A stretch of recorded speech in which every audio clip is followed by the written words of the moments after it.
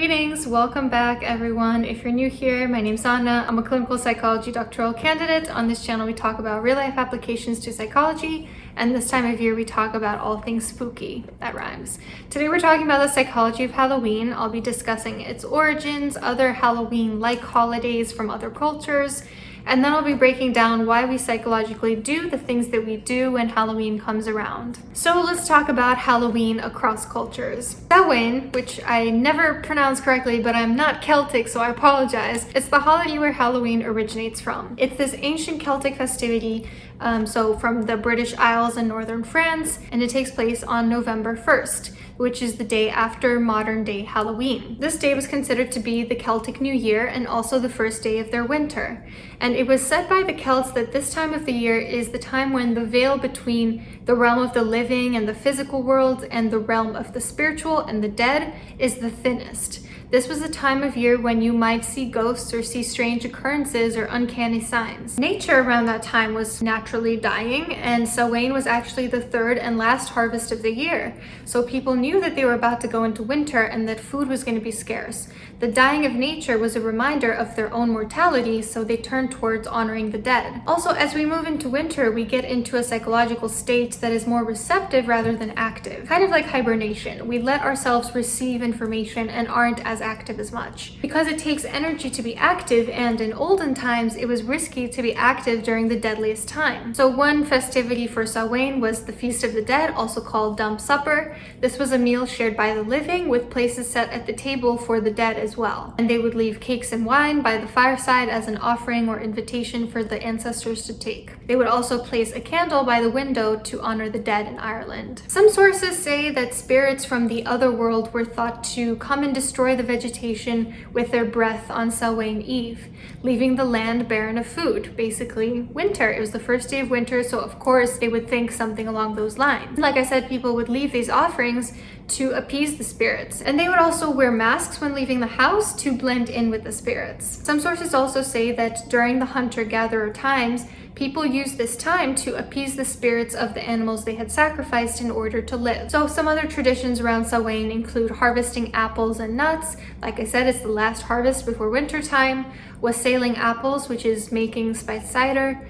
Divination, so foretelling the future, either by communicating with dead spirits, which is called necromancy, or through other means. Jack-o'-lanterns were believed to originate from Europeans placing candles inside turnips and other vegetables to keep the candle from blowing out. So that's where that comes from. And once Christianity extended to Europe, the church decided that it would be too difficult to eradicate this pagan holiday, so instead they co-opted it as Christian. And in the 800s, Samhain became All Saints' Day or All Hallows, and the night before that became Hallows' Eve, later called Halloween. Modern day pagans and Wiccans and witches sometimes still invite spirits into the Sabbath circle on the eve of Samhain. So how they do this is they open a door at the west and they do a spiral dance towards the center, because spirals represent the cycle of life and death and rebirth. And once they're in the middle of the room, supposedly the spirits come in because they're invited through the door. And at the end of the ritual, they spiral back out, escorting the spirits out the door and ultimately closing the door after them. So that's Samhain, where Halloween comes from. But like I said, there are a lot of other festivals across cultures that very much mirror this tradition. Obon is the Japanese Day of the Dead, which takes place in mid-August. It's a Buddhist festival to honor the dead, the spirits of one's ancestors. This is a time when people are said to return home to spend time with their loved ones and light giant bonfires around the city. And these fires are thought to guide spirits back to the world of the dead where they belong. The Bon Odori is a traditional dance meant to welcome spirits of the dead into the world of the living. And people also honor their ancestors through Toro Nagashi, or a floating or glowing paper lantern, which they send down bodies of water or they place at garden gates. Very close to the US, there's also Dia de los Muertos, which is a Mexican mix of ancient customs and Christian doctrine. So this takes place on November 1st and 2nd, All Saints Day and All Souls Day. There are altars for the deceased loved ones with food, flowers, art, things that the loved ones liked. The Pilsen Museum of Mexican Art in Chicago always has beautiful altars this time of year created by local artists. So if you live in Chicago or you're visiting, I highly recommend you check it out. Also for Dia de los Muertos, they have pan de muerto, which is a sweet bread of the dead. So Mexicans will bake loaves meant to look like a pile of bones to place on graves. And Dia de los Muertos, if you know much about it, you can see always bright, vivid colors, images of skeletons.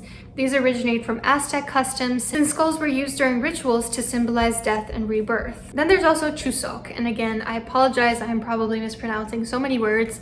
This is the Korean Thanksgiving that's also a time to honor the dead. So it's celebrated in September or October, and it's characterized by dancing, games, food, and it also coincides with the fall harvest. There's also the Hungry Ghost Festival in China. This is a Buddhist and Taoist time to honor the ancestors again, and this usually takes place in July or August. And it's said that it's the time of year when the gates to the spiritual world are said to be the most open to the world of the living, just like in Samhain and many of the other holidays that I've been talking about. And there's also a parade, and then lanterns are placed on floats and released onto bodies of water, very similarly to Obon.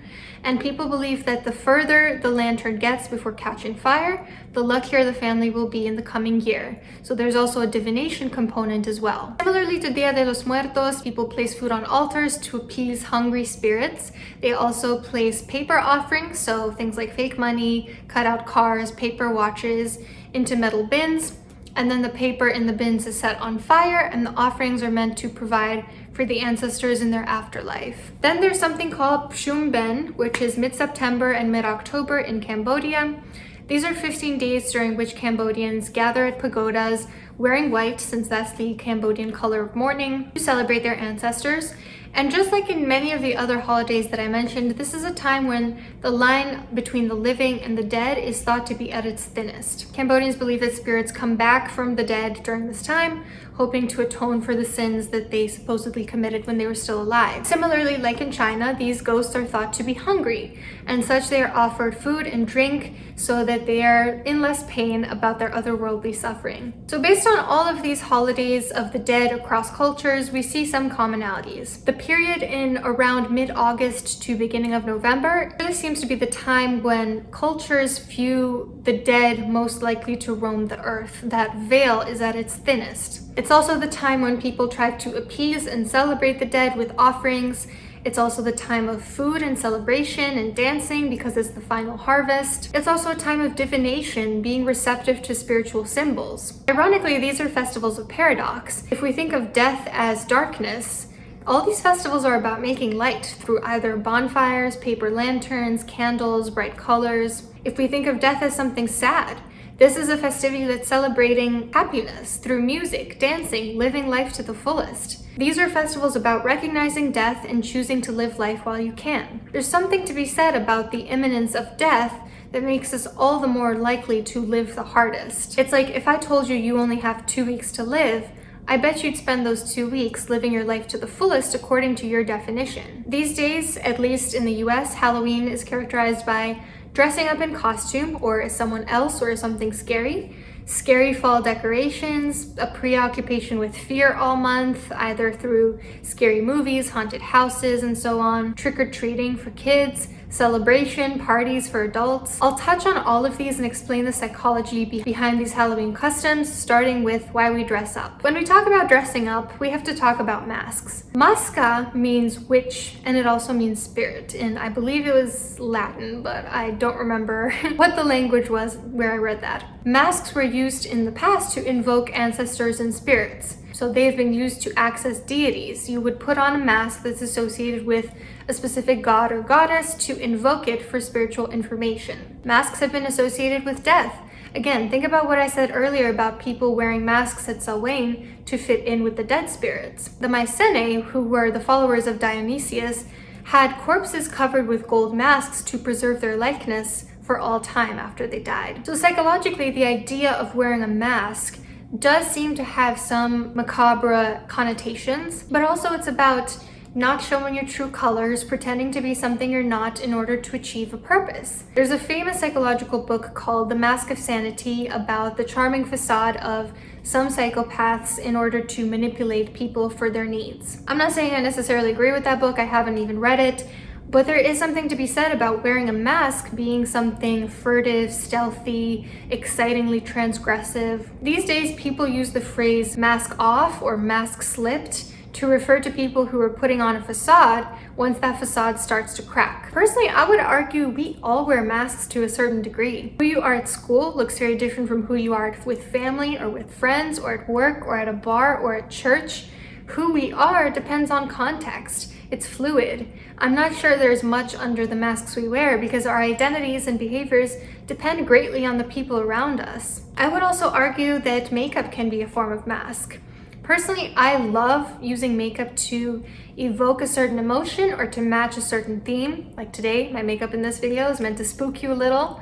It's not my usual self, and there's something very exciting about that. Now, masks can somewhat be related to shape-shifting. Many pagan goddesses were said to take on the forms of other animals, so there is a divine element of humans emulating that. A source in 690 stated that a wolf was heard with a human voice. The pharaohs of ancient Egypt performed a sacred dance wearing a bull's tail at the Sedheb or tail festival at the Temple of Min. The man in black, who was believed to be the head of the coven during the witch trials, he was referenced multiple times during the torture of the witch trials. He was often said to lead a magical dance disguised as either a dog, goat, bull, deer, or black cat. So what is it about shape-shifting? What's going on psychologically during this concept? One thing is that being a human is hard. Having a prefrontal cortex and a developed executive functioning can take a toll. The smarter we evolve to be, the more self-destructive we become as well. We talk ourselves into things that aren't good for us.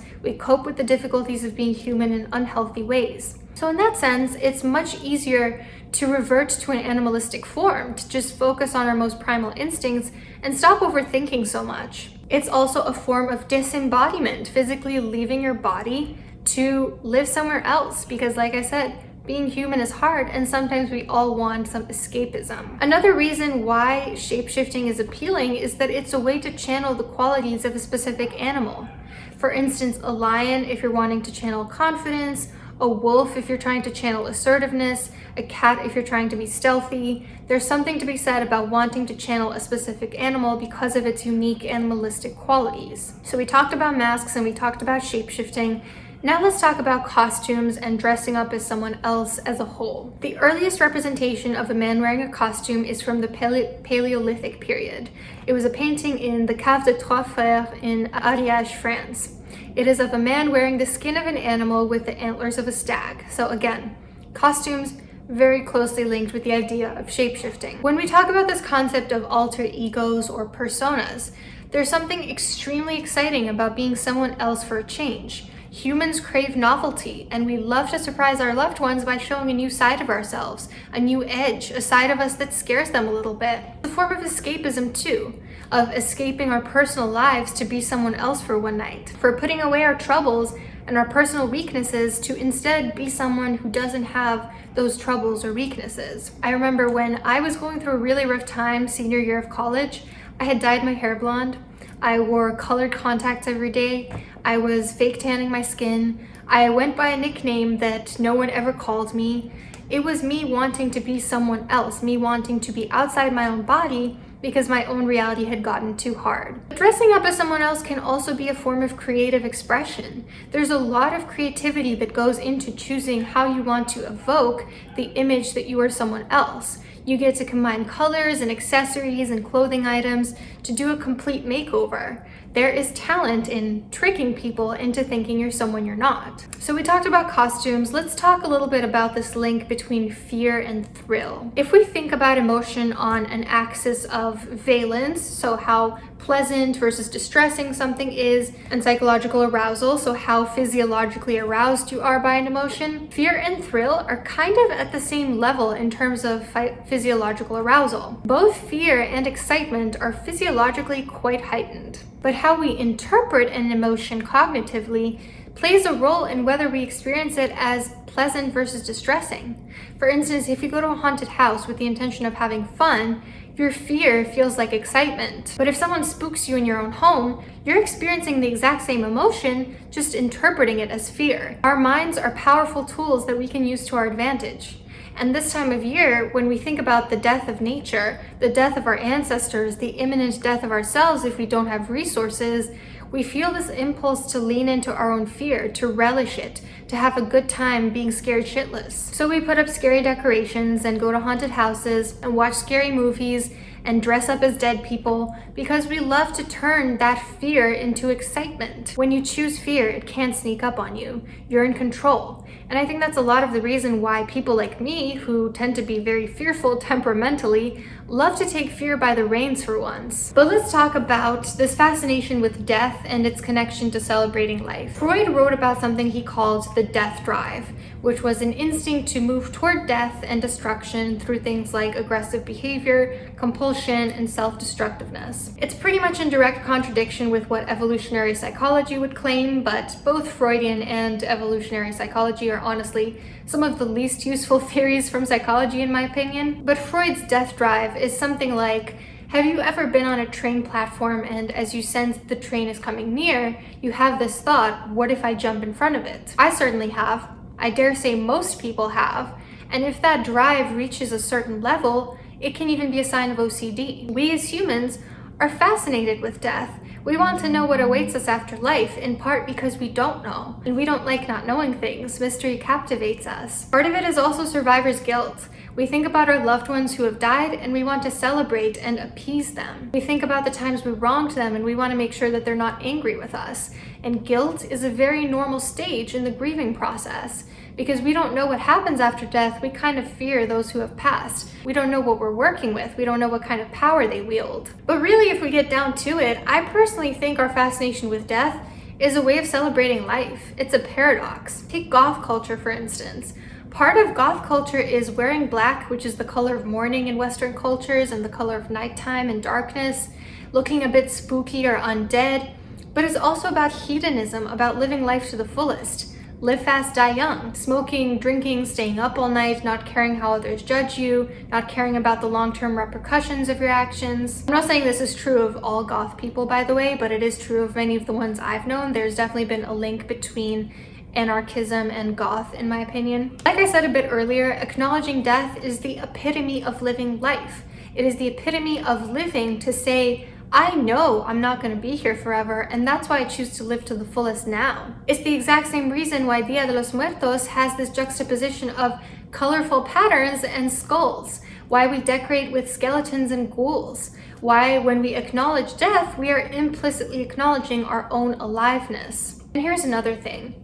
The pagans knew that every single aspect of life was worth celebrating, which included death. It's why I always get so irritated when people complain about winter, because it's a beautiful time of year in its own way. There's something beautiful about the experience of ice-cold air piercing through your skin. If we are to celebrate life in its entirety, then we must celebrate death as well. And the pagans also knew that with every ending comes a new beginning. Death is not the end, it is a rebirth as well. And I'm not necessarily talking about like rebirth here, I'm talking about conceptually. I'm talking about the idea that when fall ends, winter starts. When you end a job, unemployment begins. When you break up with someone, your life as a single person starts. There's no ending that doesn't also have a beginning. Nature is not linear, it's cyclical. And if we're to honor our lives, then we have to honor the entire life cycle, which includes death. Hope this was helpful. I hope this was interesting to you. Happy Halloween, everybody. Hope you're able to have a wonderful rest of the month with celebrations and costumes and lots of spook.